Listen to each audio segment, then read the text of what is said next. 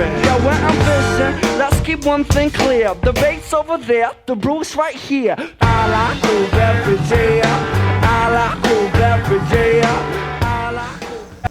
Hey guys, Bobby, I'm back for another video, and this is going to be an all-grain brewing demonstration.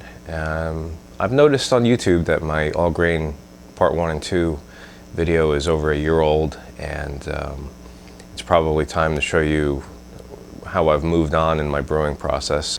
I'm doing a smoked porter today. The first thing I do is I craft my recipe in Beer Tools Pro, and that'll tell me how much water I need total for the whole brew day. Now let me just quickly summarize the process I've taken so far.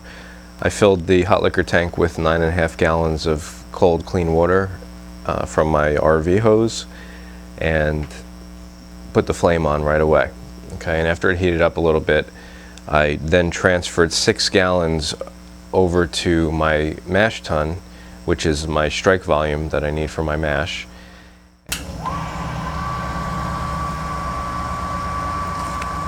And now to move a measured amount of liquid over in any pumping operation, you want to watch the sight glass on the supply vessel. So I know I have about 9.5 gallons right here, and my strike volume is 6 gallons. So I'm going to move 6 gallons. So you just do subtraction, and I know that if I stop when I get to 3.5, which is down here, then I have the volume that I wanted to move. Okay, so I'm just going to go ahead and open up.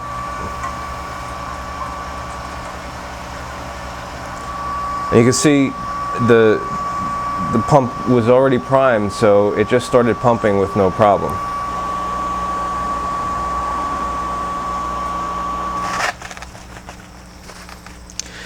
Okay, that's 2 layers of Reflectix on there, and I also have a circular piece. Stick that down in there, and then I put my cut-off top back on to weight it down. And now I'm going to give that about 5 minutes to absorb all the heat that it wants and make sure that the temperature stabilizes, and then I will dough in. Okay.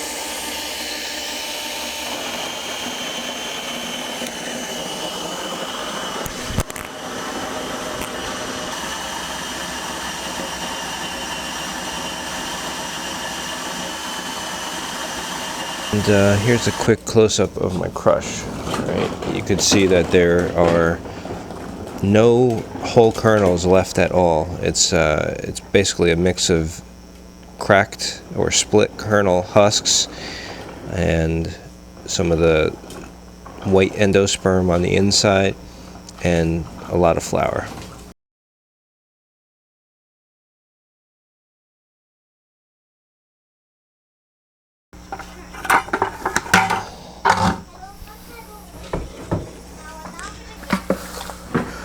A lot of people advocate mixing small amounts of grain and water at a time to make sure that they thoroughly mix it, but if you have a nice sturdy mash paddle, you can pretty much combine it all together and work on mixing out the dough balls all at once. Give it a good stir and put the insulating cover back on. And I don't even check the temperature right now because I know that it's not fully equalized, and I've learned to trust the numbers in the software. Alright, so I waited the 5 minutes after I doughed in and covered it up, and I went back and stirred it and double checked the temperature, and I was a little bit high. I actually ended up being about 155.5, which is a degree and a half a little too high.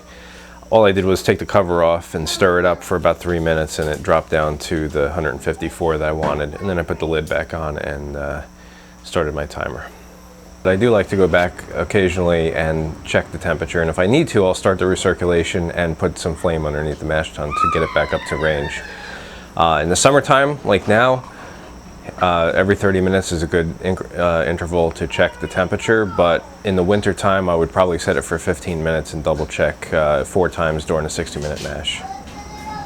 Alright, my 30-minute timer went off and I checked the temperature, and I had lost 2 degrees over a half hour, so I was at about 152, and I just started recirculating through the pump, and I applied a little bit of heat just to get it back up. It's only going to take like 2 minutes of heat to do that.